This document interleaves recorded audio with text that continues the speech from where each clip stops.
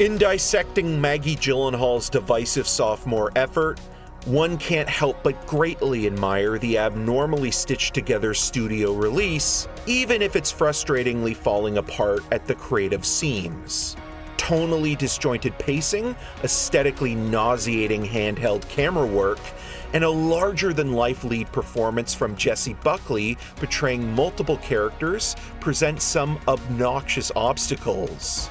Reinvigorating the classic Mary Shelley text, Gyllenhaal gives Buckley, who reunites with the Lost Daughter writer-director, 3 distinct voices, writhing explicitly when reanimated by Annette Bening's eccentric 1930s Chicago scientist for Christian Bale's hot-headed creature, affectionately nicknamed Frank.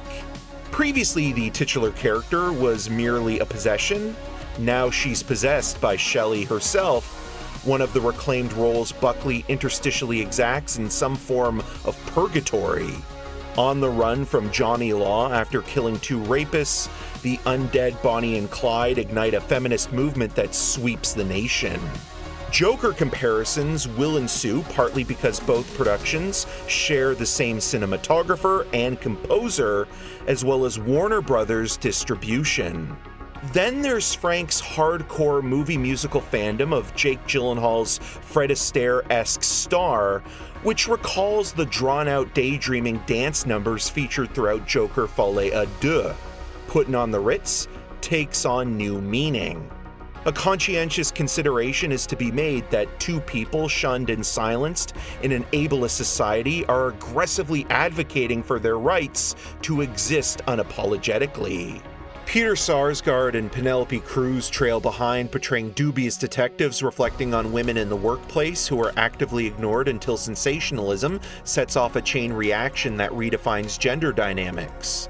Loneliness motivates Bale in man-child mode, going to great lengths to find a mate, including gaslighting Buckley throughout their rage-fueled road trip.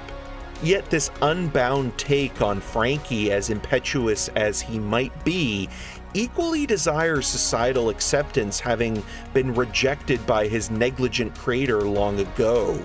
The criminal conspiracy tied back to the protagonist's past life tends to languish in conventionality, except when giving a shout-out to radical noir actor/director Ida Lupino, a rogue female filmmaker in a male-dominated industry.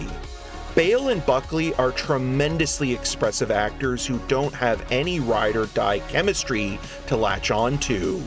Weirdly, Buckley has been getting a lot of flack for her uninhibited style on the eve of potentially winning an Oscar for Hamnet. To me, that feels petty. It's a swing and a miss, but The Bride has something borrowed to say, unlike Guillermo del Toro's stale adaptation of Frankenstein. My final rating? C+. The Bride of Frankenstein. No, just the bride.